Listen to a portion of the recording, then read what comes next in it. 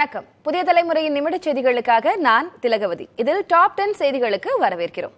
இன்று மாலை நடைபெறவுள்ள அமைச்சரவை கூட்டம், யாருக்கு என்ன துறை ஒதுக்கீடு, விக்கிரவாண்டி இடைத்தேர்தல் எப்போது, T20 உலகக்கோப்பையில் இன்று யாருடன் மோதுவது என்பது குறித்த செய்திகளை பார்க்கவிருக்கிறோம். அதில் முதலாவதாக தேசிய செய்திகளை பார்க்கலாம். மீண்டும் பிரதமர் பதவியேற்ற நரேந்திர மோடி விவசாயிகளுக்கு 20,000 கோடி ரூபாய் நல நிதியை விடுவிப்பதற்கான கோப்பில் முதலாவதாக கையெழுத்திட்டார். மக்களவைத் தேர்தல் முடிவுகளை தொடர்ந்து நரேந்திர மோடி 3வது முறையாக பிரதமராக பதவியேற்றுள்ளார். இதன் பின் விவசாயிகளுக்கு நல நிதி விடுவிப்பதற்கான கோப்பில் முதலாக அவர் கையெழுத்திட்டார். இதன் பின் பேசிய அவர், விவசாயிகள் நலனுக்கு முன்னுரிமை அளிக்க தங்கள் அரசு உறுதி பூண்டுள்ளதாக தெரிவித்தார். PM கிசான் நிதி திட்டம் மூலம் 17வது தவணையாக 20,000 கோடி ரூபாய் விடுவிக்கப்பட்டுள்ளது. இந்த நிதி நாடெங்கும் உள்ள 9 கோடியே 30 லட்சம் விவசாயிகளுக்கு சென்று சேரும். விவசாயிகளுக்கு 3 மாதங்களுக்கு தலா 2,000 ரூபாய் என ஆண்டிற்கு 6,000 ரூபாய் வழங்கும் PM கிசான் திட்டம் கடந்த பாஜக ஆட்சி காலத்திலிருந்து செயல்படுத்தப்பட்டு வருகிறது.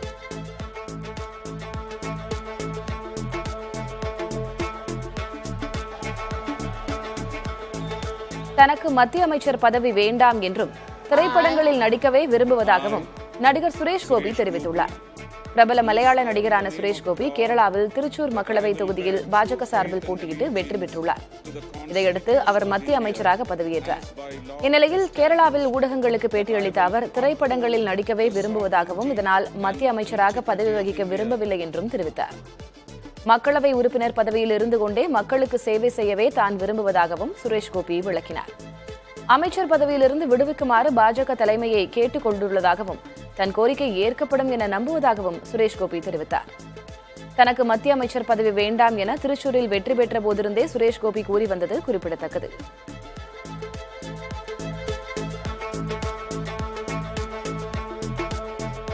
பிரதமர் மோடி தலைமையில் மீண்டும் ஆட்சி அமைந்திருக்கும் நிலையில் முதல் அமைச்சரவை கூட்டம் இன்று மாலை நடைபெறுகிறது. டெல்லியில் இன்று மாலை நடைபெறும் அமைச்சரவை கூட்டத்தில் பல்வேறு அம்சங்கள் குறித்து விவாதிக்கப்படும் என தெரிகிறது. குறிப்பாக நாடாளுமன்றத்தின் முதல் கூட்டத்தொடரை எப்போது நடத்துவது, இந்த ஆண்டிற்கான முழுமையான பட்ஜெட்டை எப்போது தொடங்குவது என்பது குறித்து பேசப்படும் என கூறப்படுகிறது. மேலும் முதல் 100 நாட்களில் மேற்கொள்ள வேண்டிய பணிகள் குறித்தும் இக்கூட்டத்தில் பேசப்படும் என தெரிகிறது. இதற்கிடையே மக்களவையின் மூத்த உறுப்பினர்களில் ஒருவர் என்ற முறையில் சுரேஷ் கொடிக்குன்னில் இடைக்கால சபாநாயகராக தேர்வு செய்யப்படுவார் என்றும், வரும் 18 மற்றும் 19ஆம் தேதிகளில் புதிய உறுப்பினர்களுக்கு அவர் பதவி பிரமாணம் செய்து வைப்பார் என்றும் தகவல்கள் வெளியாகியுள்ளன. ஜூன் 20ஆம் தேதி புதிய சபாநாயகர் தேர்வு நடைபெறும் என்றும் 21ஆம் தேதி இரு அவைகளின் கூட்டத்தில் குடியரசுத் தலைவர் உரையாற்றுவார் என்றும் தகவல்கள் வெளியாகியுள்ளன.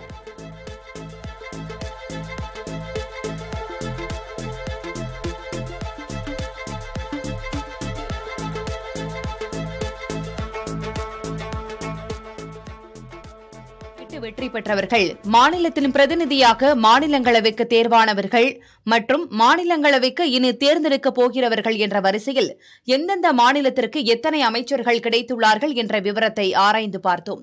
அதில் அதிகபட்சமாக உத்தரப்பிரதேச மாநிலத்தில் இருந்து 11 நபர்கள் இடம்பெற்றுள்ளனர். இதற்கு அடுத்தபடியாக பீகாரில் இருந்து 8 அமைச்சர்கள் இடம்பெற்றுள்ளனர்.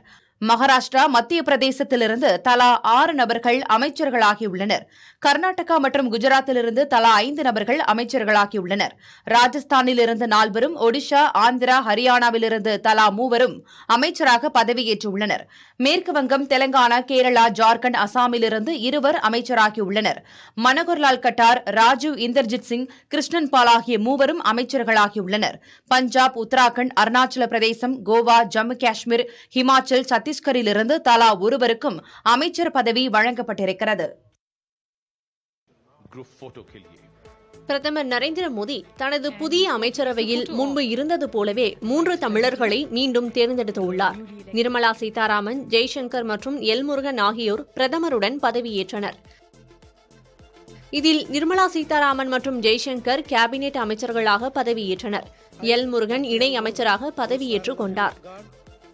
2019 முதல் 2024 வரை வெளியுறவுத்துறை அமைச்சராக ஜெய்சங்கரும், நிதி அமைச்சராக நிர்மலா சீதாராமனும், மீன்வளம் மற்றும் தகவல் ஒலிபரப்புத்துறை இணை அமைச்சராக எல் முருகனும் பொறுப்பு வகித்தனர்.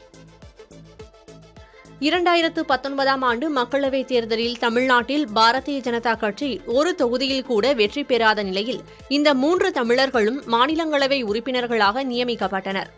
அதே நிலை 2024 மக்களவைத் தேர்தலிலும் தொடர்வதால் இந்த 3 பேர் மட்டுமே அமைச்சரவையில் மீண்டும் இடம்பெற்றுள்ளனர். நிர்மலா சீதாராமன் கர்நாடக மாநிலத்தில் இருந்தும், ஜெய்சங்கர் குஜராத் மாநிலத்தில் இருந்தும், எல் முருகன் மத்திய பிரதேச மாநிலத்தில் இருந்தும் மாநிலங்களவைக்கு தேர்ந்தெடுக்கப்பட்டவர்கள்.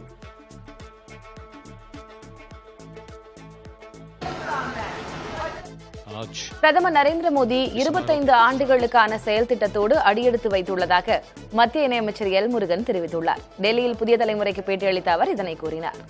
மிகப்பெரிய வெற்றி, ஒரு வரலாற்று வெற்றி பெற்றிருக்கிறார்.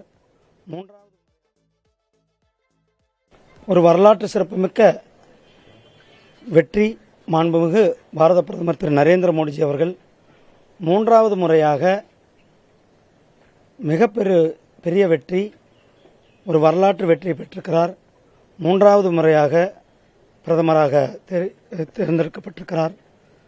அதில் தமிழகத்திலிருந்து எனக்கு வாய்ப்பு கொடுத்தது, தமிழக பிரதிநிதியாக, தமிழ் மக்களினுடைய பிரதிநிதியாக, தமிழர்களினுடைய பிரதிநிதியாக இந்த மந்திரி சபையில் 2வது முறையாக மாண்புமிகு பிரதமர் அவர்கள் நமக்கு ஒரு வாய்ப்பு கொடுத்திருக்கிறார்கள். பிரதமர் அவர்களுடைய வளர்ச்சியடைந்த பாரதம் 2047 இந்த நாடு மிகப்பெரிய ஒரு வல்லரசு நாடாக இருக்க வேண்டும், இந்த நாடு ஒரு மிக வளர்ந்த நாடாக இருக்க வேண்டும் என்ற அந்த நோக்கத்தில் நம்முடைய பிரதமர் அவர்கள் செயல்பட்டு கொண்டிருக்கிறார். இந்த நேரத்தில் அடுத்த 25 ஆண்டுகளுக்கான செயல் திட்டத்தோடு விக்சித் பாரத், அதாவது வளர்ச்சியடைந்த தேசத்தை நோக்கி நாம் அடையெடுத்து வைத்திருக்கிறோம். அந்த தருணத்தில் நாம் இதில் நமக்கு தமிழர்களுக்கு நமக்கு இந்த வாய்ப்பு கிடைத்தது ஒரு பெரிய பாக்கியமாக கருதுகிறேன். பிரதமர் மோடியுடன் 71 அமைச்சர்கள் பதவியேற்கும் போதும் குடியரசுத் தலைவர் திரௌபதி முர்மு 144 முறை எழுந்து அமர்ந்துள்ளார். பிரதமருக்கு பதவி பிரமாணம் செய்து வைத்த அவர் 30 மத்திய அமைச்சர்கள் மற்றும் 41 இணை அமைச்சர்களுக்கும் பதவி பிரமாணம் செய்து வைத்தார். ஒவ்வொருவரும் பதவியேற்கும் போதும் எழுந்து அமர்ந்த அவர் பதவியேற்ற பிறகு அமைச்சர்கள் நன்றி தெரிவித்த போதும் எழுந்து அமர்ந்தார். இதேபோல் பிரதமர் அமித்ஷா உள்ளிட்டோரும் 70 முறைக்கு மேல் எழுந்து புதிய அமைச்சர்களின் நன்றியை ஏற்றுக்கொண்டனர். புதிய அமைச்சர்களாக பதவியேற்றதில் 5 முன்னாள் முதலமைச்சர்களும் அடங்குவர். மத்திய பிரதேச முன்னாள் முதலமைச்சர் சிவராஜ் சிங் சௌஹான், கர்நாடகாவின் குமாரசாமி, ஹரியானாவின் மனோகர் லால் கட்டார், பீகாரின் முன்னாள் முதலமைச்சர் ஜித்தன் ராம் மாஞ்சி, அசாம் முன்னாள் முதலமைச்சர் சர்பானந்த சோனோவால் ஆகியோர் அமைச்சர்களாக பதவியேற்றுள்ளனர்.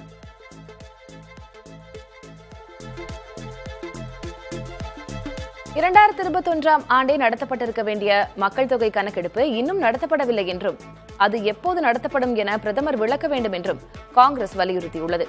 டெல்லியில் செய்தியாளர்களிடம் பேசிய காங்கிரஸ் பொதுச் செயலாளர் ஜெயராம் ரமேஷ், மக்கள் தொகை கணக்கெடுப்பு தாமதமாவது மூலம் 14 கோடி இந்தியர்களுக்கு உணவு பாதுகாப்பு சட்டத்தின் மூலம் கிடைக்க வேண்டிய பலன்கள் கிடைப்பதில் சிக்கல் ஏற்பட்டுள்ளதாக விமர்சித்தார். இதுவரை நடத்தப்பட்டு வந்த மக்கள் தொகை கணக்கெடுப்புகளின் பட்டியலின பிரிவினர் எண்ணிக்கை மட்டுமே வெளியிடப்பட்டு வந்ததாகவும், இனி இதர பிற்படுத்தப்பட்ட பிரிவு மக்கள் எண்ணிக்கை விவரங்களும் வெளியிடப்பட வேண்டும் என்றும் வலியுறுத்தினார். இந்த எண்ணிக்கைகள் தெரியவருவதன் மூலம்தான் உண்மையான சமூக நீதியை எட்ட முடியும் என்றும் அவர் விளக்கினார். இந்தியாவில் 1951 முதல் ஒவ்வொரு 10 ஆண்டுகளுக்கும் ஒருமுறை மக்கள் தொகை கணக்கெடுப்பு நடத்தப்பட்டு வருகிறது. 2021 ஆண்டு கொரோனா தாக்கம் என கூறி மக்கள் தொகை கணக்கெடுப்பு நடத்தப்படவில்லை.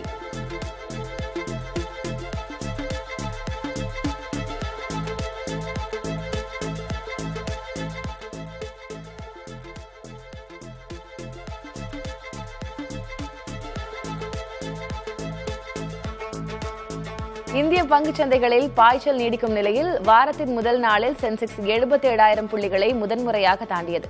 மும்பை பங்குச்சந்தை குறியீட்டின் சென்செக்ஸ் வணிக தொடக்கத்தில் 385 புள்ளிகள் அதிகரித்து 77,079 புள்ளிகளில் வர்த்தகமானது.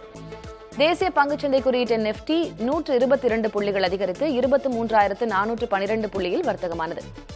மத்தியில் கூட்டணி ஆட்சி அமைந்து புதிய அமைச்சரவை பதவியேற்ற நிலையில் பங்குச் சந்தைகளில் வணிகம் ஏற்றத்தில் தொடர்கிறது. இந்திய சந்தைகளில் கடந்த வெள்ளிக்கிழமை அந்நிய முதலீடுகள் அதிகரித்ததும் சந்தைகளின் ஏற்றத்திற்கு ஒரு காரணமாக கூறப்படுகிறது.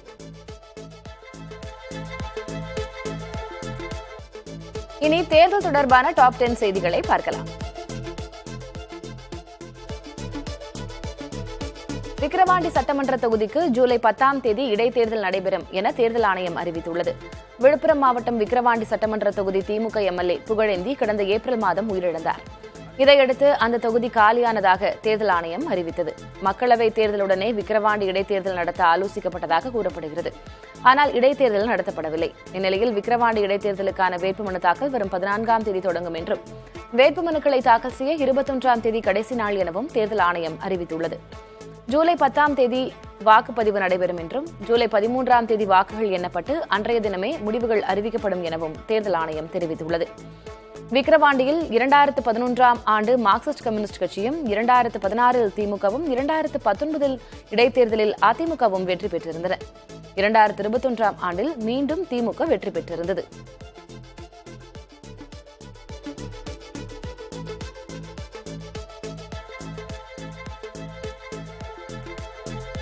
தமிழகம் முழுவதும் ஒரே கட்டமாக வரும் டிசம்பர் மாதம் உள்ளாட்சி தேர்தல் நடத்தப்படும் என தகவல் வெளியாகியுள்ளது. கடந்த 2020ஆம் ஆண்டு நகர்ப்புற உள்ளாட்சி அமைப்புகளான மாநகராட்சி, நகராட்சி, பேரூராட்சிகளுக்கு தேர்தல் நடத்தப்பட்டது. அதற்கு முன்னதாக 2019ஆம் ஆண்டு தென்காசி, செங்கல்பட்டு உள்ளிட்ட 9 மாவட்டங்கள் நீங்களாக மாவட்ட ஊராட்சிகளுக்கு தேர்தல் நடத்தப்பட்டது. புதிதாக பிரிக்கப்பட்ட மாவட்டங்களில் வார்டு மறுவரையறை செய்வதில் தாமதம் ஏற்பட்டது. அதனால் புதிய மாவட்டங்களில் மட்டும் 2019ஆம் ஆண்டு டிசம்பர் மாதம் தேர்தல் நடத்தப்பட்டது. அந்த உள்ளாட்சி அமைப்புகளின் பதவிக்காலம் வரும் டிசம்பர் மாதத்துடன் நிறைவடைய உள்ளது. அவற்றுடன் சேர்த்து தாமதமாக தேர்தல் நடத்தப்பட்ட ஊராட்சி அமைப்புகளையும் கலைத்துவிட்டு ஒட்டுமொத்தமாக தேர்தல் நடத்த திட்டமிடப்பட்டுள்ளதாக கூறப்பட்டுள்ளது. இது தொடர்பாக தமிழ்நாடு தலைமை தேர்தல் ஆணையர் ஜோதி நிர்மலாசாமி நெல்லையில் ஆலோசனை நடத்தினார். தமிழகத்திலிருந்து அதிக முறை மக்களவைக்கு தேர்வானவர் என்ற ப. சிதம்பரத்தின் சாதனையை தற்போதைய தேர்தலில் டி.ஆர். பாலு சமன் செய்துள்ளார். ப. சிதம்பரம் 7 முறை தமிழகத்திலிருந்து மக்களவைக்கு தேர்வான நிலையில் அச்சாதனையை டி.ஆர். பாலு தற்போது சமன் செய்துள்ளார். சிவகங்கை தொகுதியிலிருந்து ப. சிதம்பரம் 1984ஆம் ஆண்டில் முதன்முதலாக மக்களவைக்கு காங்கிரஸ் சார்பில் தேர்வாகினார். இதன்பின் 1989, 1991ஆம் ஆண்டுகளிலும் வென்ற அவர் 1996 மற்றும் 1998இல் தமிழ் மாநில காங்கிரஸ் சார்பில் போட்டியிட்டு வெற்றி பெற்றார். இத்தொகுதியில் 1999இல் தோல்வியுற்றாலும் 2004 மற்றும் 2009ஆம் ஆண்டுகளில் அவர் வெற்றி பெற்றார். சிவகங்கையில் 7 முறை வெற்றி பெற்ற சிதம்பரம் 2009க்கு பிறகு தேர்தல் களம் காணவில்லை. இந்நிலையில் ப. சிதம்பரத்தின் சாதனையை திமுகவின் டி.ஆர். பாலு சமன் செய்துள்ளார். 1996இல் தென்சென்னை தொகுதியில் முதன்முதலாக வென்ற டி.ஆர். பாலு 1998, 1999, 2004ஆம் ஆண்டுகளிலும் அங்கு வெற்றி கொடி நாட்டினார். இதன் பிறகு ஸ்ரீபெரும்புதூர் தொகுதிக்கு மாறிய டி.ஆர். பாலு அங்கு 2009, 2019, 2024ஆம் ஆண்டுகளிலும் வெற்றி பெற்றார். இடையில் 2014ஆம் ஆண்டில் தஞ்சாவூர் தொகுதியில் டி.ஆர். பாலு தோல்வியடைந்தார்.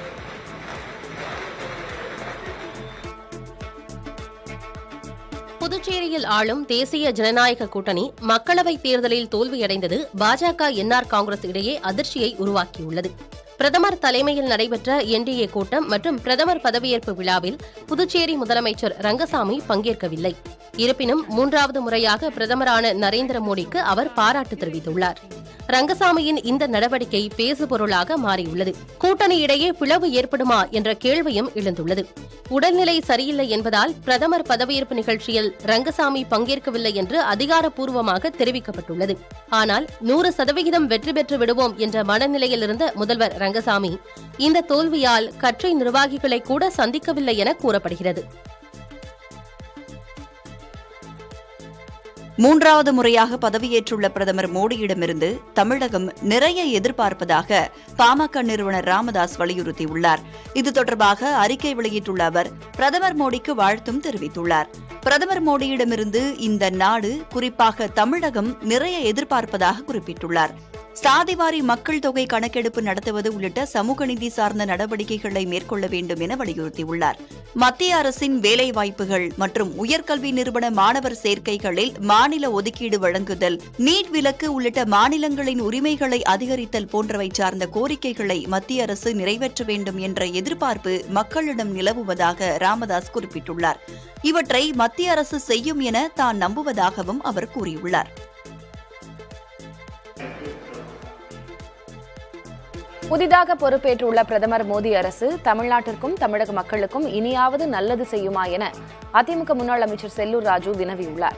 இது தொடர்பாக தனது எக்ஸ் வலைதளத்தில் பதிவிட்டுள்ள அவர், தமிழ்நாட்டின் நலனுக்காக திமுக கூட்டணி எம்பிக்கள் குரல் எழுப்புவார்களா என்பதையும் பார்ப்போம் என குறிப்பிட்டுள்ளார். அண்மையில் காங்கிரஸ் எம்பி ராகுல் காந்தியை புகழ்ந்து பதிவிட்டிருந்த அவர் அதிமுக தலைமையின் எதிர்ப்பால் அந்த பதிவை நீக்கினார். இந்நிலையில் பிரதமர் மோடி அரசு மற்றும் திமுக எம்பிக்கள் குறித்து அவர் விமர்சித்துள்ளார்.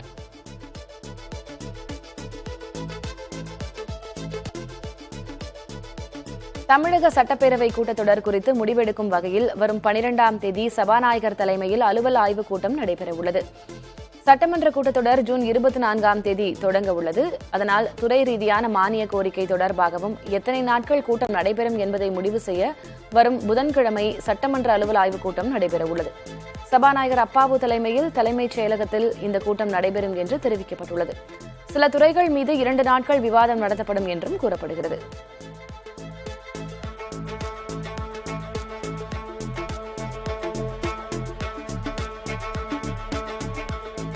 பரந்தூர் விமான நிலைய திட்டத்திற்காக 67 ஹெக்டேர் நிலங்களை கையகப்படுத்த முதல் நிலை அறிவிப்பை தமிழ்நாடு அரசின் தொழில் முதலீட்டு ஊக்குவிப்பு மற்றும் வர்த்தகத்துறை வெளியிட்டுள்ளது. சென்னையின் 2வது விமான நிலையமாக காஞ்சிபுரம் மாவட்டம் பரந்தூரில் 5368 ஏக்கர் பரப்பில் விமான நிலையம் அமைப்பதற்கு மத்திய மாநில அரசுகள் முயற்சி எடுத்து வருகின்றன.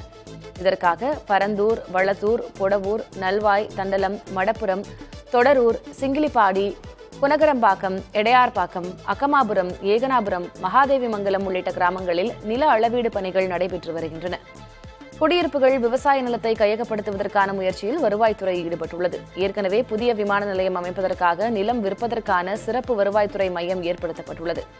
இந்நிலையில் எடையார்பாக்கம் கிராமத்தில் 147.11 ஏக்கர் நிலத்தை எடுப்பதற்கான அனுமதி ஆணையை தமிழ்நாடு தொழில் முதலீட்டு ஊக்குவிப்பு வர்த்தகத்துறை வெளியிட்டுள்ளது. நிலம் எடுப்பு தொடர்பாக எந்தவொரு ஆட்சேபமோ அல்லது கோரிக்கையோ இருந்தால் 30 நாட்களுக்குள் தெரிவிக்க வேண்டும் என்று அறிவுறுத்தப்பட்டுள்ளது. மேலும் நிலத்தின் மீதான ஆதாரங்களை நில பாத்தியதாரர் தெரிவிக்க தவறினால் அவர்களது கோரிக்கை நிராகரிக்கப்படும் என்றும் தெரிவிக்கப்பட்டுள்ளது.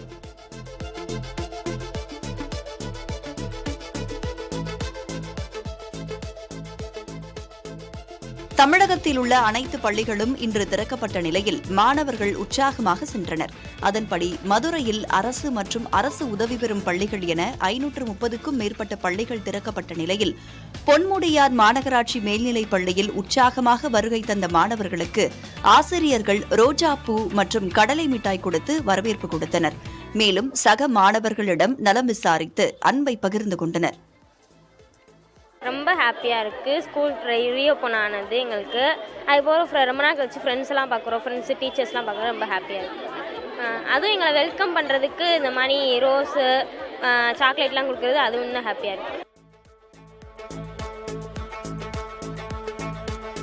கன்னியாகுமரி மாவட்டம் பட்டணம் கால்வாய் ஓரத்தில் செயல்பட்டு வரும் அரசு தொடக்கப்பள்ளியின் சுற்றுச்சுவர் ஆபத்தான நிலையில் உள்ளதால் பெற்றோர் அச்சமடைந்துள்ளனர். இந்த பள்ளியின் சுற்றுச்சுவர் 1.5 ஆண்டுகளுக்கு முன் பெய்த மழையில் இடிந்து விழுந்த நிலையில் வகுப்பறை கட்டடங்களும் வலுவிழந்துள்ளன. தற்போது தொடர்ந்து பெய்யும் மழையால் மண் அரிப்பு ஏற்பட்டு கட்டடங்களில் விரிசல் விழ தொடங்கியுள்ளது. மிகப்பெரிய விபத்து ஏற்படுவதற்கு முன்பு சுற்றுச்சுவரை சீரமைத்து கட்டடங்களை புனரமைக்க வேண்டும் என பெற்றோர் வலியுறுத்துகின்றனர். இதுகுறித்து பொதுப்பணித்துறை செயல் பொறியாளர் ஜோதி போஸை கேட்டதற்கு பள்ளி சீரமைப்பு பணிகளை பள்ளிக் கல்வித்துறைதான் மேற்கொள்ளும் என்றார்.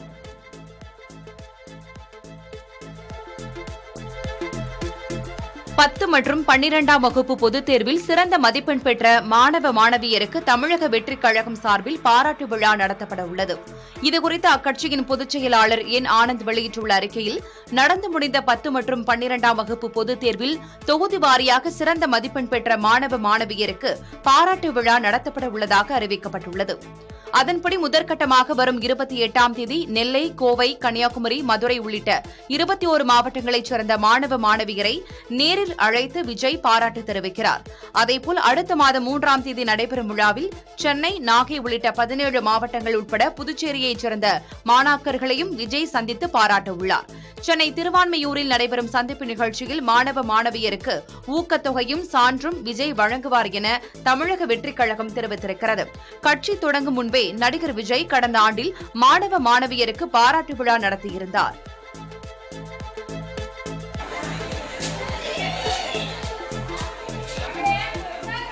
இவற்றில் பொருத்தப்பட்டுள்ள மின்சாதன பெட்டியால் மாணவர்களின் உயிருக்கு ஆபத்து ஏற்படும் சூழல் ஏற்பட்டுள்ளது. ஆண்டிப்பட்டி அருகே உள்ள சேடப்பட்டியில் அரசு உதவி பெறும் பள்ளி செயல்பட்டு வருகிறது. இந்த பள்ளியில் 21 பள்ளி மாணவர்கள் பயின்று வருகின்றனர்.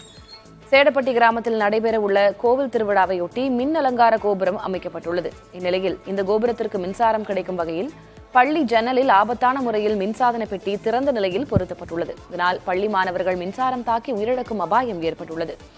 இதுகுறித்து ஆண்டிப்பட்டி வட்டார உதவி தொடக்க கல்வி அலுவலரிடம் கேட்டதற்கு உடனடியாக அகற்றப்படும் என தெரிவித்தார்.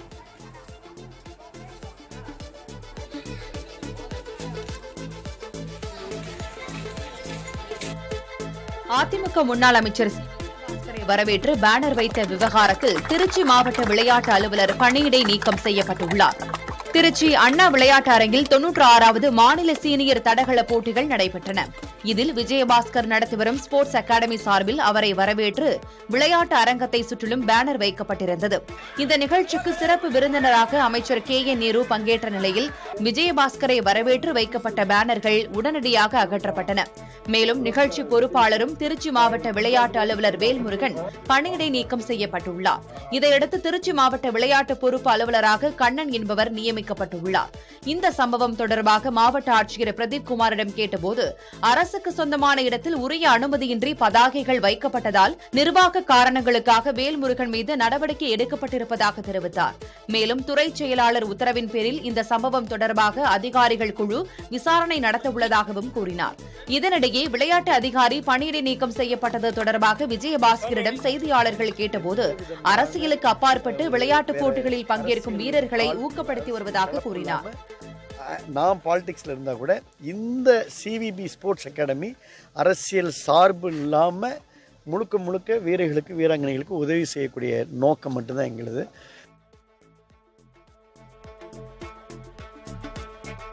MRB தேர்வில் தேர்ச்சியாகி பணியில் சேராத 193 மருத்துவர்களின் பணி நியமன ஆணை ரத்து செய்யப்பட்டுள்ள நிலையில் அவர்களுக்கு அடுத்து அதிக மதிப்பெண் பெற்றவர்களுக்கு விரைவில் பணி நியமன ஆணை வழங்கப்படும் என மருத்துவத்துறை அமைச்சகம் தெரிவித்துள்ளது. 2022ஆம் ஆண்டுக்கான MRB மூலம் தேர்வு செய்யப்பட்ட 1021 மருத்துவர்களுக்கு அரசு மருத்துவமனைகளில் கடந்த ஆண்டு பணி நியமன ஆணை வழங்கப்பட்டது. அதில் 193 மருத்துவர்கள் குறிப்பிட்ட காலத்திற்குள் பணியில் சேரவில்லை.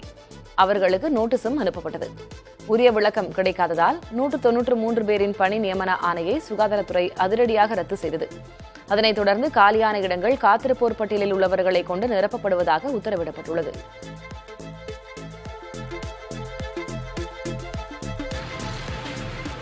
புலிகள் காப்பக திட்டம், யானைகள் வழித்தட திட்டம், தனியார் வன பாதுகாப்பு சட்டம், சுற்றுலா வாகனங்களை இயக்க கட்டுப்பாடு என வனத்துறையினரின் பல்வேறு கட்டுப்பாடுகளால் வாழ்வாதாரம் இழந்து நிற்கின்றனர் மசினகுடி கிராம மக்கள். புகழ்பெற்ற சுற்றுலா தலங்களில் ஒன்றான மசினகுடியில் நாட்டின் பல்வேறு பகுதிகளிலிருந்து சுற்றுலா பயணிகள் வந்து இயற்கையை ரசித்து செல்வது வழக்கம். இதனால் அங்குள்ள மக்களின் வாழ்வாதாரம் சுற்றுலா தொழிலையே நம்பியுள்ளது. தங்கும் விடுதிகள், சவாரி ஜீப்புகள், கடைகள் என அனைத்தும் சுற்றுலா பயணிகளை நம்பியே செயல்படுகிறது. இதனிடையே புலிகள் காப்பகம் திட்டம், தனியார் வன பாதுகாப்பு சட்டம் ஆகிய கட்டுப்பாடுகளால் இந்த பகுதியில் சுற்றுலா தொழில் பாதிப்பை சந்தித்துள்ளது. இந்நிலையில் யானைகள் வழித்தட திட்டம் மேலும் பாதிப்பை அதிகரித்துள்ளது. மசினகுடி பகுதியிலிருந்து ஊட்டி செல்லும் சாலையில் வெளிமாநில வாகனங்கள் செல்வதை தடுக்க வேண்டும் என்ற கட்டுப்பாடு சுற்றுலா பயணிகளின் வருகையை கேள்விக்குறியாக்கியுள்ளது. இதேபோல யானைகள் வழித்தடத்தில் உள்ள சோலார் வேலி உள்ளிட்ட வேலிகளை அப்புறப்படுத்த வேண்டும் எனவும் குறிப்பிடப்பட்டு இருப்பதால் விளைநிலங்களை வன விலங்குகள் சேதம் செய்யும் நிலை ஏற்பட்டுள்ளது. எனவே மசினகுடி மக்களின் வாழ்வாதாரத்தை காக்க நடவடிக்கை எடுக்க வேண்டும் என அப்பகுதி மக்கள் கோரிக்கை விடுத்திருக்கிறார்கள். ஒரு அணிக்கு எதிராக அதிக வெற்றியை பதிவு செய்த அணி என்ற பெருமையை இந்தியா பெற்றுள்ளது. நியூயார்க் நகரில் நடைபெற்ற போட்டியில் பாகிஸ்தான் அணியை வீழ்த்தி இந்திய அணி த்ரில் வெற்றி பெற்றது.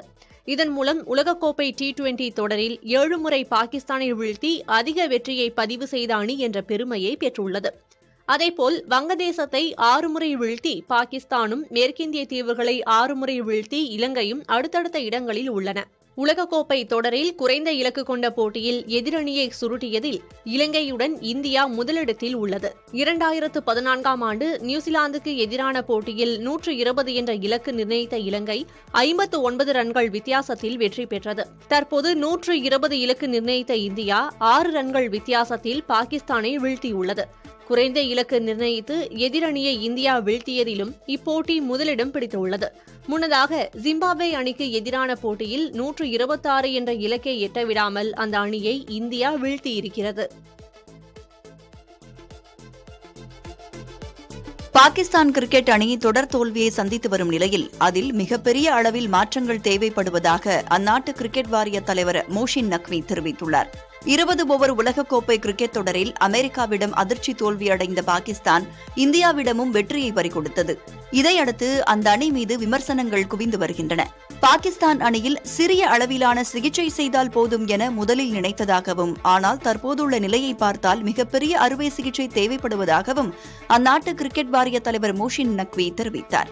அணியில் இடம் பிடிக்க நீண்ட நாட்களாக காத்திருப்பவர்கள் குறித்து பரிசீலிக்க வேண்டியுள்ளதாகவும் அவர் தெரிவித்தார். பாகிஸ்தான் கிரிக்கெட் வாரிய தலைவர் பேச்சின் மூலம் அந்த அணியில் முன்னணி வீரர்கள் பலர் நீக்கப்பட வாய்ப்புள்ளதாக தெரிகிறது. உலகக்கோப்பை தொடரில் பாகிஸ்தான் 2 போட்டிகளில் தோல்வியுற்ற நிலையில் அடுத்து அயர்லாந்திடமும் கனடாவிடமும் மிகப்பெரிய வெற்றியை ஈட்டினால் மட்டுமே அடுத்த சுற்றிற்கு தகுதி பெற முடியும் என்ற நெருக்கடியில் உள்ளது. ICC T20 உலகக்கோப்பை கிரிக்கெட் தொடரில் இன்று ஒரே ஒரு போட்டி மட்டுமே நடத்தப்பட உள்ளது. நியூயார்க் நகரில் நடைபெறும் இப்போட்டியில் டி குரூப்பில் உள்ள தென்னாப்பிரிக்கா, வங்கதேசம் அணிகள் பலப்பரீட்சை நடத்துகின்றன. இப்போட்டிக்காக இரு அணிகளும் தீவிர பயிற்சி மேற்கொண்டு வருகின்றன. முதல் 2 போட்டியில் வெற்றி பெற்றுள்ள தென்னாப்பிரிக்கா 3வது ஆட்டத்திலும் வெற்றி பெற்றால் சூப்பர் 8 சுற்றுக்கு தகுதி பெறும். வங்கதேசமும் தனது முதல் போட்டியில் வெற்றி பெற்றுள்ளது. இருப்பினும் ஒவ்வொரு போட்டியும் முக்கியம் என்பதால் இரு அணிகளும் வெற்றி பெற முனைப்பு காட்டும் என எதிர்பார்க்கப்படுகிறது. இந்திய நேரப்படி இரவு 8 மணிக்கு இந்த போட்டி தொடங்குகிறது. உலகக்கோப்பையில் ஓமன் அணியை ஸ்காட்லாந்து அணி 7 விக்கெட் வித்தியாசத்தில் வீழ்த்தி அபார வெற்றி பெற்றது. டாஸ் வென்ற ஓமன் அணி முதலில் பேட்டிங் செய்தது. தொடக்க வீரர் பிரதிக் கதவலே 54 ரன்களை சேர்த்தார். மற்ற வீரர்கள் சொற்ப ரன்களில் ஆட்டமிழந்தாலும் அயான் கான் இறுதி வரை ஆட்டமிழக்காமல் 41 ரன்களை சேர்க்க 20 ஓவர்களில் 150 ரன்களை ஓமன் அணி சேர்த்தது. தொடர்ந்து ஆடிய ஸ்காட்லாந்து அணியின் தொடக்க ஆட்டக்காரர் முன்சே 41 ரன்கள் சேர்த்தார். அதிரடியாக விளையாடிய பிராண்டன் மெக்முல்லன் 31 பந்துகளில் 61 ரன்களை குவித்து அணியின் வெற்றிக்கு உதவினார். 13.1 ஓவர்களில் 153 ரன்கள் எடுத்து 7 விக்கெட்டுகள் வித்தியாசத்தில் ஸ்காட்லாந்து அணி வெற்றி பெற்றது. 3 ஆட்டங்களில் விளையாடி 5 புள்ளிகளை எடுத்துள்ள அந்த அணி குரூப் பி பிரிவில் முதல் இடத்தில் உள்ளது. இந்தியா பாகிஸ்தான் இடையேயான 20 ஓவர் உலகக்கோப்பை கிரிக்கெட் போட்டியின் போது இம்ரான் கானை விடுதலை செய் என்ற வாசகத்துடன் விமானம் ஒன்று மைதானத்திற்கு மேல் பறந்தது சர்ச்சையை ஏற்படுத்தியுள்ளது. நியூயார்க் நகரில் உள்ள நாசா கவுடி சர்வதேச கிரிக்கெட் மைதானத்தில் இந்தியா பாகிஸ்தான் T20 போட்டி நேற்று இரவு நடைபெற்றது. இதில் இந்திய அணி பேட்டிங் செய்து கொண்டிருந்த போது மைதானத்திற்கு மேல் விமானம் ஒன்று பறந்தது. அந்த விமானத்தில் பறந்த பேனரில் இம்ரான் கானை விடுதலை செய் என்று குறிப்பிடப்பட்டிருந்தது. இந்த காட்சிகள் சமூக வலைதளங்களில் தற்போது வேகமாக பரவி வருகிறது. பாகிஸ்தான் அணியின் முன்னாள் கிரிக்கெட் வீரரும் அந்நாட்டு முன்னாள் பிரதமருமான இம்ரான் கான் வெவ்வேறு வழக்குகளில் தண்டனை பெற்று ஆகஸ்ட் 2023 முதல் சிறையில் உள்ளார். பொதுவாக விளையாட்டுப் போட்டிகளின் போது மைதானத்திற்கு மேல் ட்ரோன், விமானம் உள்ளிட்டவை பறக்க தடை இருக்கும் நிலையில் சர்ச்சைக்குரிய வகையில் விமானம் பறந்தது பல கேள்விகளை எழுப்பியிருக்கிறது. இனி உலக செய்திகள் சிலவற்றை பார்க்கலாம். பிரான்சில் வரும் 30 மற்றும் ஜூலை 7ஆம் தேதிகளில் தேர்தல் நடைபெறவிருக்கும் நிலையில் நாடாளுமன்றம் கலைக்கப்பட்டுள்ளது. ஐரோப்பிய ஒன்றிய வாக்கெடுப்பில் அவரது கட்சி தோல்வியடைந்ததை அடுத்து அதிபர் இமானுவேல் மேக்ரான் இந்த முடிவை எடுத்துள்ளார். ஐரோப்பிய ஒன்றிய தேர்தல்களின் முடிவு ஐரோப்பாவை பாதுகாக்கும் கட்சிகளுக்கு சாதகமானது அல்ல என்றும் அவர் தெரிவித்துள்ளார். அமைதி மற்றும் நல்லிணக்கத்துடன் நாடு செயல்பட தெளிவான பெரும்பான்மை தேவை என்றும் அவர் கூறினார். அதே சமயம் நாடாளுமன்றம் கலைக்கப்பட்டதையும் வாக்கெடுப்பு முடிவுகளையும் தீவிர வலதுசாரிகள் கொண்டாடி வருகின்றனர். வலதுசாரி கட்சியான தேசிய பேரணி கட்சியின் தலைவர் லீ பென் பிரான்ஸ் மக்கள் தங்கள் மீது நம்பிக்கை வைத்தால் ஆட்சி அமைப்போம் என கூறியுள்ளார்.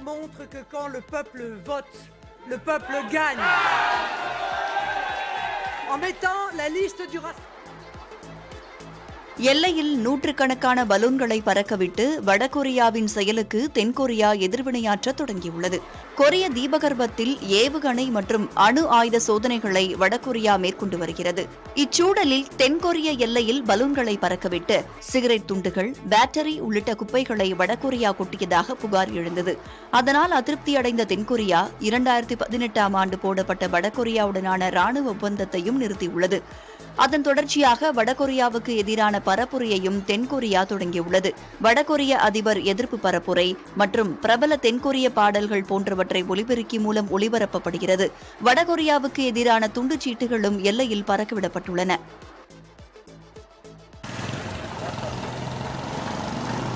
இலங்கையின் தென்பகுதியில் மீண்டும் நடந்த துப்பாக்கிச் சூட்டில் ஒருவர் உயிரிழந்தார். அம்பாந்தோட்டையில் கட்டுமான பொருட்கள் விற்பனை செய்யும் கடையில் நடந்த துப்பாக்கிச் சூட்டில் அந்த கடையின் உரிமையாளர் உயிரிழந்தார். இது தொடர்பாக காவல்துறையினர் விசாரணை மேற்கொண்டு வருகின்றனர். சமீப நாட்களாக இலங்கையின் தெற்கு பகுதியில் துப்பாக்கி பயன்பாடு அதிகரித்துவிட்டதாக மக்கள் குற்றம் சாட்டுகின்றனர்.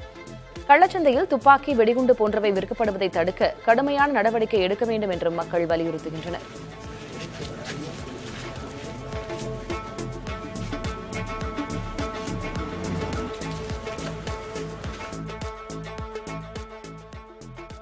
பிரான்ஸ் அதிபர் இமானுவேல் மேக்ரான் அந்நாட்டு நாடாளுமன்றத்தை கலைப்பதாக அறிவித்துள்ளார். முதல் சுற்று தேர்தல் ஜூன் 30ஆம் தேதியும் 2வது சுற்று ஜூலை 7ஆம் தேதியும் நடைபெறும் என்று மேக்ரான் நாட்டு மக்களுக்கு ஆற்றிய உரையில் தெரிவித்தார். ஐரோப்பிய ஒன்றிய தேர்தல்களின் முடிவு ஐரோப்பாவை பாதுகாக்கும் கட்சிகளுக்கு நல்ல முடிவு அல்ல என மேக்ரான் தெரிவித்தார். பிரான்சின் தீவிர வலதுசாரி கட்சிகள் பிரான்சில் நடந்த ஐரோப்பிய ஒன்றிய தேர்தல்களில் கிட்டத்தட்ட 40 விழுக்காடு வாக்குகளை பெற்றதை மேக்ரான் தனது உரையில் சுட்டிக்காட்டினார். நாடாளுமன்றத்தை கலைப்பது கடினமான முடிவு என்றாலும் கூட மக்கள் மீது தனக்கு நம்பிக்கை உள்ளதாக மேக்ரான் கூறியுள்ளார். திருச்சி எடமலைப்பட்டி புதூரில் உள்ள மாநகராட்சி தொடக்கப் பள்ளியில் மாணவர்களுக்கு பூக்கள் கொடுத்து ஆசிரியர்கள் வரவேற்றனர். மேலும் புதிதாக 1ஆம் வகுப்பில் சேர்க்கை பெற்றுள்ள மாணவர்களுக்கு பூக்கள், மரக்கன்றுகள், புத்தகப்பை கொடுத்து ஆசிரியர்கள் வரவேற்றனர். புதுக்கோட்டை மாவட்டம் சந்தைப்பேட்டை நகராட்சி நடுநிலைப் பள்ளிக்கு உற்சாகமாக வந்த மழலை செல்வங்களுக்கு படிப்பின் முக்கியத்துவம் மற்றும் காலை உணவு திட்டம் குறித்த வரிகளுடன் முதலமைச்சர் படம் பதித்த வண்ண பலூன்கள் வழங்கப்பட்டன. மேலும் ரோஜா மலர்கள் கொடுத்து மலர் தூவி ஆசிரியர்கள் உற்சாக வரவேற்பு அளித்தனர். காஞ்சிபுரத்தில் முதலாக பள்ளிக்கு வந்த மழலைகளில் சிலர் பெற்றோருடன் செல்ல அழுது அடம்பிடித்தனர். அவர்களை ஆசிரியர்கள் சமாதானப்படுத்தி வகுப்பறைக்குள் அழைத்துச் சென்றனர்.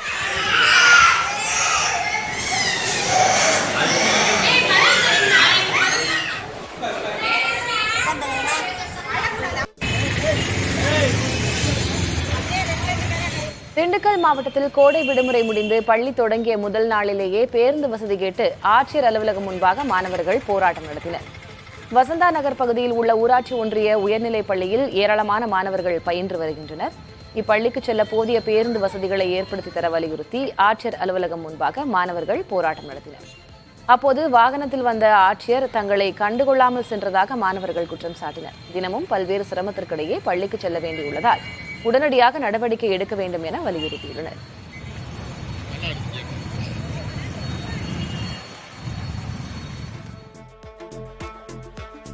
தேனியில் கஞ்சா வைத்திருந்ததாக தொடரப்பட்ட வழக்கில் யூடியூபர் சவுக்கு சங்கர் 2வது முறையாக ஜாமீன் கோரி மனு தாக்கல் செய்துள்ளார். தேனி மாவட்டத்தில் தங்கியிருந்த போது அறையில் கஞ்சா வைத்திருந்ததாக பழனி செட்டிப்பட்டி காவல்துறையினர் வழக்கு பதிவு செய்து சவுக்கு சங்கரை கைது செய்தனர். இந்த வழக்கில் 3வது முறையாக நீதிமன்ற காவலை நீட்டித்து மதுரை மாவட்ட போதைப்பொருள் தடுப்பு சிறப்பு நீதிமன்றம் உத்தரவிட்டுள்ளது. இந்நிலையில் தனக்கு ஜாமீன் வழங்க கோரி சவுக்கு சங்கர் 2வது முறையாக மனு தாக்கல் செய்துள்ளார். இந்த மனு நீதிபதி செங்கமல செல்வன் முன்பாக விசாரணைக்கு வரவுள்ளது. ஏற்கனவே ஜாமீன் கோரி மனு தாக்கல் செய்திருந்த நிலையில் திடீரென வாபஸ் பெற்றிருந்தார்.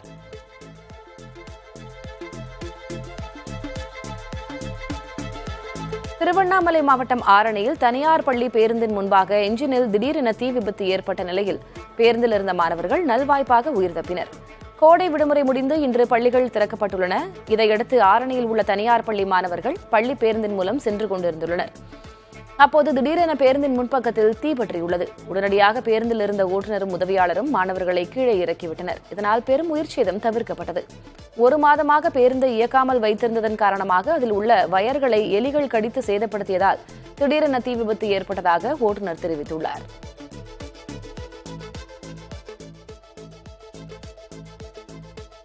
இரண்டாயிரத்தி 2009ஆம் ஆண்டில் கோவை, ஈரோடு மாவட்டங்களின் 6 தாலுகாக்களை இணைத்து புதியதாக திருப்பூர் மாவட்டம் உருவானது. இந்த மாவட்டத்தில் அமராவதி மற்றும் நொய்யல் ஆற்றங்கரைகளில் தொல்லியல் சின்னங்கள், நாணயங்கள் ஏராளமாக கண்டறியப்பட்டுள்ளன. பல நூற்றாண்டுகளுக்கு முந்தைய கல்வெட்டுகள் ஆவணப்படுத்தப்பட்டுள்ளன. கடத்தூர், கொழுமம், கண்ணாடிபுத்தூர், சோமவாரப்பட்டி, கொங்கல் நகரம், குடிமங்கலம், கோட்டமங்கலம், கௌதாம்பாளையம் பகுதிகளில் பெருங்கற்காலத்தை சேர்ந்த கல் திட்டைகள், கல்வெட்டுகள், பழந்தமிழர்களின் ஆபரணங்கள், நடுக்கல் உள்ளிட்ட பழமையான சின்னங்கள் ஏராளமாக கிடைத்துள்ளன. இவை முறையாக பாதுகாக்கப்படாமல் உள்ளன. இவற்றின் அருமை தெரியாமல் சேதப்படுத்தப்பட்டு வருகின்றன. திருப்பூர் மாவட்டத்தின் தொல்லியல் பணிகளை கோவை மாவட்ட தொல்லியல் அலுவலர்கள்தான் மேற்கொள்கின்றனர். எனவே திருப்பூர் மாவட்டத்துக்கென தனியாக தொல்லியல் துறை அலுவலகம் மற்றும் அருங்காட்சியகம் அமைக்கவும் அதிகாரிகளை நியமிக்கவும் கோரி ஆட்சியருக்கு தொல்லியல் ஆர்வலர்கள் மனு அனுப்பியுள்ளனர். இது பற்றி பரிசீலிக்கப்பட்டு வருவதாக மாவட்ட நிர்வாகம் தெரிவித்துள்ளது. நடிகை ஸ்ரீலீலா பிரபல பாலிவுட் நடிகர் சயிஃப் அலிகானின் மகனுடன் இணைந்து நடிக்க உள்ளார். கன்னட சினிமா மூலம் சினிமாவில் அறிமுகமாகி பின் தெலுங்கு திரைப்படங்களில் நடித்து பிரபலமானவர் நடிகை ஸ்ரீலீலா. ஆனால் சமீபத்தில் இவர் நடித்த தெலுங்கு படங்கள் தொடர் தோல்வியை சந்தித்தன. இந்த சூழ்நிலையில் இவர் தமிழ் சினிமாவிலும் என்ட்ரி கொடுக்க உள்ளதாகவும் கூறப்படுகிறது. இதனைத் தொடர்ந்து பாலிவுட் படத்தில் நடிக்க ஒப்பந்தமாகி உள்ள ஸ்ரீலீலா பிரபல பாலிவுட் நடிகர் சயிஃப் அலிகானின் மகனான இப்ராஹிம் கான் கதாநாயகனாக நடிக்க உள்ள படத்தில் கதாநாயகியாக நடிக்க உள்ளதாக திரைத்துறை வட்டாரங்களில் கூறப்படுகிறது. காஞ்சனா 4ஆம் பாகத்தில் நடிக்கும் நடிகர்கள் குறித்த அறிவிப்பு வதந்தி என நடிகர் ராகவா லாரன்ஸ் தெரிவித்துள்ளார். ராகவா லாரன்ஸின் இயக்கம் மற்றும் நடிப்பில் உருவாகும் காஞ்சனா 4ஆம் பாகம் குறித்த செய்திகள் சமூக வலைதளங்களில் பரவின. இதில் படத்தின் நாயகியாக மிருணால் தாகூர் நடிப்பதாக தகவல்கள் வெளியாகின.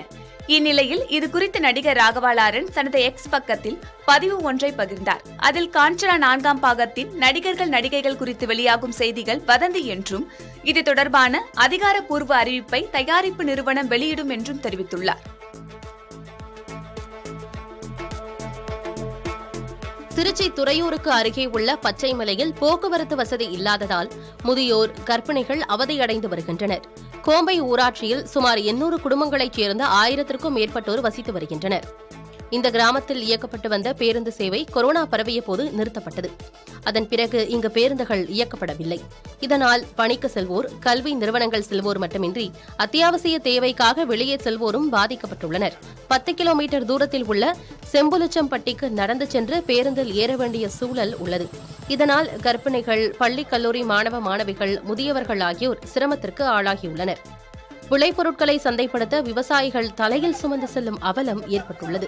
சாலையை சீரமைத்து மீண்டும் அரசு பேருந்துகளை இயக்க வேண்டும் என அப்பகுதி மக்கள் கோரிக்கை விடுத்துள்ளனர். இந்த ரோட்டை பல முறை நாங்கள் போய் இவர் எம்பி நேரு வந்தார், அவர்கிட்டையும் போய் கேட்டோம். இந்த ரோட்டை போட்டு கொடுங்க, எங்களுக்கு இப்படி இருக்கு அப்படின்னு கேட்டோம். இதான் போட்டுடலாம் பண்ணுவாங்க, ஆனால் போட்டது கிடையாது. இன்ன வரலையும் போட்டது கிடையாது. ரெட்டை வழி சாலை போட்டு தரேன், கவலைப்படாதீங்க அப்படின்னாங்க, அதுவும் போட்டதில்லை.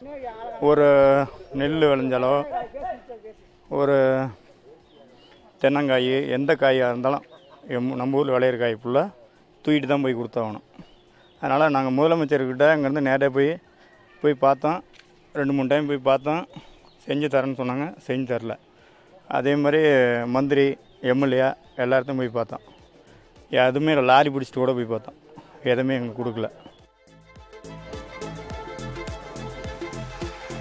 இளங்கலை கால்நடை மருத்துவ படிப்பிற்கு இம்மாதம் 21ஆம் தேதி வரை ஆன்லைன் மூலம் விண்ணப்பிக்கலாம் என தமிழ்நாடு கால்நடை பல்கலைக்கழக துணைவேந்தர் செல்வகுமார் தெரிவித்தார். நாமக்கல் கால்நடை மருத்துவக் கல்லூரியில் புதிதாக கட்டப்பட்ட கலையரங்கத்தை திறந்து வைத்த பிறகு புதிய தலைமுறைக்கு அவர் இவ்வாறு பேட்டியளித்தார். இதுவரை கிட்டத்தட்ட 7500 அப்ளிகேஷன் வந்திருக்கு, பிவிஎஸ்சிக்கும் பிடெக்குக்கும். இந்த முறை மாணவர்கள்லாம் +2 மதிப்பெண்கள் அடிப்படையில், அதாவது உயிரியல் பயாலஜியில் 100 மதிப்பெண்களும், கெமிஸ்ட்ரி ஃபிசிக்ஸில் 50-50, மொத்தம் 200 மார்க்கு கட் ஆஃப் எடுத்து அதிலிருந்து +2 மதிப்பெண் அடிப்படையில் மாணவர்கள் தேர்ந்தெடுக்கப்படுவார்கள். இந்த வருடம் மொத்தம் பிவிஎஸ் டிஹெச்சுக்கு மொத்தமாக 660 இடங்கள். அதில் கிட்டத்தட்ட 600 இடங்கள் தமிழ்நாட்டு மாணவர்களுக்கு 60 இடங்கள் வெட்டினரி கவுன்சில் ஆஃப் இந்தியா என்று சொல்லப்படும் ஒன்றிய அரசோட பிரதிநிதித்துவத்துக்கு போயிடும். மீதி உள்ள 600 இடங்கள் இங்கே. இந்த வருஷம் தேனி கல்லூரியிலையும் உடுமலைப்பேட்டை கல்லூரியில 100 சீட் 80 சீட் ஆக்கியிருக்கிறோம். ஊருக்குள் சுற்றித் திரிந்த கரடி கூண்டில் சிக்கியதை தொடர்ந்து அதை மேற்கு தொடர்ச்சி மலைப்பகுதியில் வனத்துறையினர் பத்திரமாக விடுவித்தனர்.